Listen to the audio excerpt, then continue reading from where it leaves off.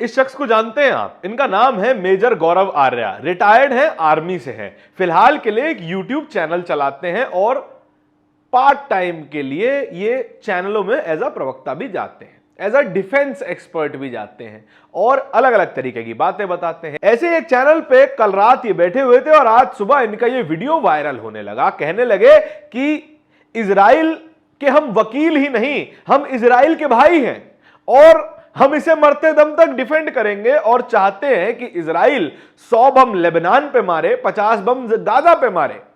इनको ये बात शायद समझ नहीं आ रही कि इजराइल इस वक्त जो लेबनान और गाजा में कर रहा है वो बेहद अमानवीय है, वो बेहद इस दर्जे की चीज है जो कि मानवता को शर्मसार करती है। युद्ध के भी कुछ नियम होते हैं, लेकिन उन नियमों को मानने से पूरी तरीके से इनकार कर चुका है इजराइल।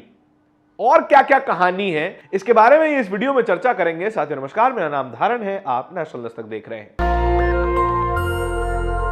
तो मेजर गौरव आर्या एक YouTube चैनल चलाते हैं और अपने YouTube चैनल पे वो अलग अलग तरीके की डिफेंस से रिलेटेड, एक्सटर्नल अफेयर्स से रिलेटेड, विदेश नीति से रिलेटेड वीडियोस डालते हैं। ठीक है, इनकी आजादी है, लेकिन उनका जो वीडियो वायरल हो रहा है उसमें वो साफ कहते हुए नजर आ रहे हैं कि लेबनान पे 100 बम और मारिए, गाजा पे 50 बम और मारिए।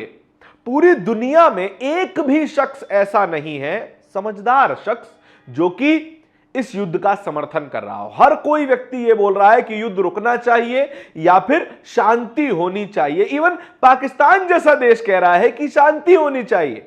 चाइना कह रहा है कि मिडिल ईस्ट में शांति होनी चाहिए। हमारी सरकार कह रही है कि वेस्ट एशिया, मिडिल ईस्ट में शांति होनी चाहिए क्योंकि इससे पूरी दुनिया पे असर पड़ रहा है। लेकिन मेजर गौरव आर्या चाहते हैं कि लेबनान पे और बम गिराए जाएं, गाजा पे और बम गिराए जाएं और लोग मारे जाएं और मासूम बच्चे, महिलाएं, बूढ़े, जवान मारे जाते रहे, खून बहता रहे।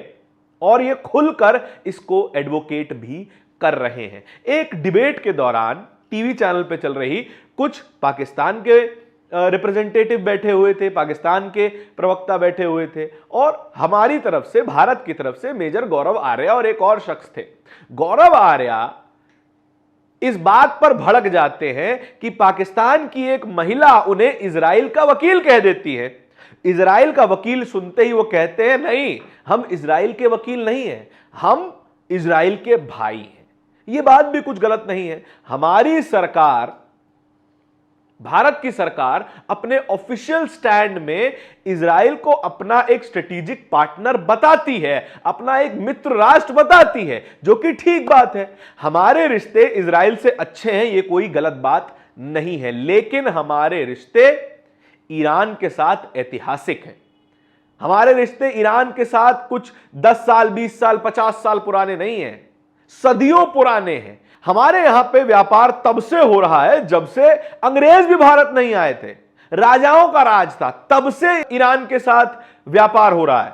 और इजराइल जुम्मा वर्ल्ड वॉर 2 के बाद बना हुआ देश और उससे भी हमारे रिश्ते बहुत सालों बाद जाकर बने और हमने उन्हें एक मित्र राष्ट्र की तरह स्वीकार किया। लेकिन उनका जो ठीक प्रतिद्वंदी है फिलिस्तीन, उसको भी हम एक राष्ट्र मानते हैं। भारत की नजर में फिलिस्तीन भी एक देश है।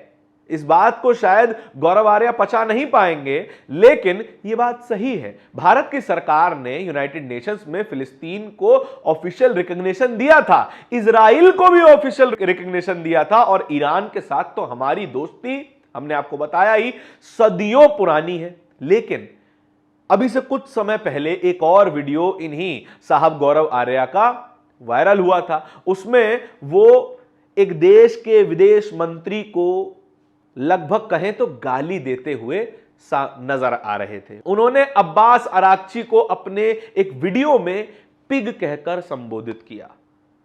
क्या किसी देश के विदेश मंत्री को इस तरीके की भाषा का इस्तेमाल किया जाना चाहिए?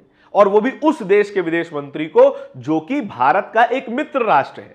अभी 7 साल पहले तक भारत ईरान से सबसे ज्यादा संख्या में तेल खरीदता था, सबसे ज्यादा क्वांटिटी में तेल खरीदता था, और ईरान हमें सबसे सस्ता तेल बेचा करता था, सबसे सस्ता नेचुरल गैस बेचा करता था, सबसे सस्ता एलपीजी बेचा करता था। और भारत की एनर्जी नीड्स के लिए ईरान भारत का एक बहुत बहुमूल्य पार्टनर हुआ करता था। और 7 साल बाद अब जाकर ईरान से दोबारा तेल खरीदना भारत की सरकार ने शुरू कर दिया है। अब उस देश के विदेश मंत्री को आप इस तरीके की भाषा से संबोधित करेंगे तो फिर सोचिए भारत के विदेशी रिश्तों पर, अंतर्राष्ट्रीय रिश्तों पर इसका क्या असर पड़ेगा। इस वीडियो के वायरल हो जाने के बाद भारत की सरकार को क्लैरिफिकेशन देना पड़ा। कहा कि इस व्यक्ति से हमारा कोई लेना देना नहीं है, यह व्यक्ति इंडिपेंडेंट है, चाहे जो बोले। खैर, यह बात भी ठीक है, लेकिन जो व्यक्ति अपने YouTube चैनल पर एक्सटर्नल अफेयर्स पर, अंतर्राष्ट्रीय रिश्तों पर, रक्षा विषयों पर ज्ञान देते हैं, अपनी ओपिनियन देते हैं, उस व्यक्ति को कम से कम यह तो पता ही होना चाहिए कि किस देश के किस पद के व्यक्ति के साथ किस तरीके की भाषा की मर्यादा का ध्यान रखना चाहिए। लेकिन नहीं, गौरव आर्या टीवी चैनल पर हो, अपने YouTube पर हो, उनकी भाषा कुछ ज्यादा ही अग्रेसिव दिखाई देती है और लगभग अभद्र हो जाती है। अब आप कह सकते हैं कि अगर अग्रेसिव व्यक्ति है तो आर्मी से रिटायर्ड है, अग्रेसिव तो होगा, गरम खून होगा, लेकिन गरम खून होना और डिसिप्लिन्ड होने में बहुत ज्यादा अंतर है। भारत की सेना का जो पहचान है वो केवल एक चीज से है, डिसिप्लिन से। एक एक जवान, एक एक फौजी, मेजर, कर्नल, हर एक व्यक्ति अपने डिसिप्लिन के लिए जाना जाता है। लेकिन मिस्टर गौरव आर्या रिटायर होने के बाद शायद उसी डिसिप्लिन को भूल गए हैं और इस तरीके की भाषा का इस्तेमाल कर रहे हैं, और लगातार वो इस तरीके की भाषा का इस्तेमाल करते हैं जिसमें साफ तौर पे अमानवीयता दिखाई देती है। फौजी जब अपने हाथ में बंदूक लेता है तब उसे भी दोषी और निर्दोष में, अपराधी और इनोसेंट व्यक्ति में फर्क समझ में आता है। गोली कब चलानी है, गोली कब नहीं चलानी है, यही एक फौजी की पहचान होती है। लेकिन गौरव आर्या चाहते हैं कि लेबनान में 100 बम गिरते रहें, गाजा में छोटे छोटे बच्चे मारे जाते रहें। और सोचिए, जब पूरी दुनिया पीस के लिए एडवोकेट कर रही है, दुनिया का कोई ऐसा देश नहीं है, कोई भी ऐसा देश नहीं है अमेरिका और इजराइल को छोड़कर जो इजराइल की बमबारी का समर्थन कर रहा हो, अमेरिका की बमबारी का समर्थन कर रहा हो। और भारत भी इस बमबारी का समर्थन नहीं करता है, इस वॉर का समर्थन नहीं करता है। लेकिन मिस्टर गौरव आर्या शायद किसी और ही तरीके की विदेश नीति में विश्वास रखते हैं, जो कि भारत की विदेश नीति तो कम से कम नहीं है। हम नेशनल दस्तक पे भी कई बार आपको बताते हैं कि युद्ध से कुछ नहीं मिलने वाला। इस वक्त हम जिस चीज के लिए प्रे कर सकते हैं वो केवल और केवल एक ही चीज है, वो है पीस। क्योंकि इसी की वजह से भारत को भी नुकसान हो रहा है। इस युद्ध की वजह से भारत को लगभग सबसे ज्यादा नुकसान हो रहा है।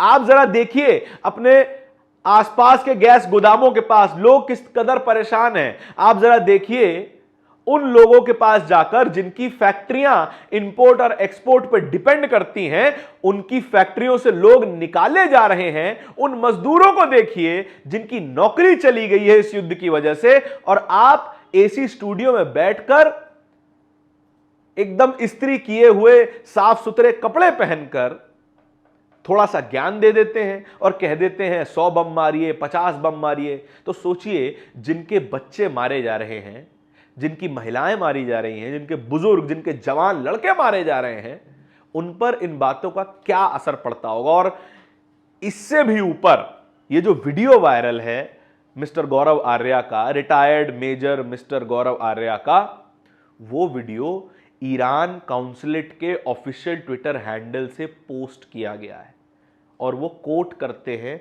जो शब्द मिस्टर गौरव आर्या ने इस वीडियो में बोले हैं। तो सोचिए भारत की सरकार को इसका कितना बड़ा खामियाजा भुगतना पड़ सकता है, और शायद भारत की सरकार को एक बार फिर इन मिस्टर गौरव आर्या की वजह से सफाई देनी पड़ जाए।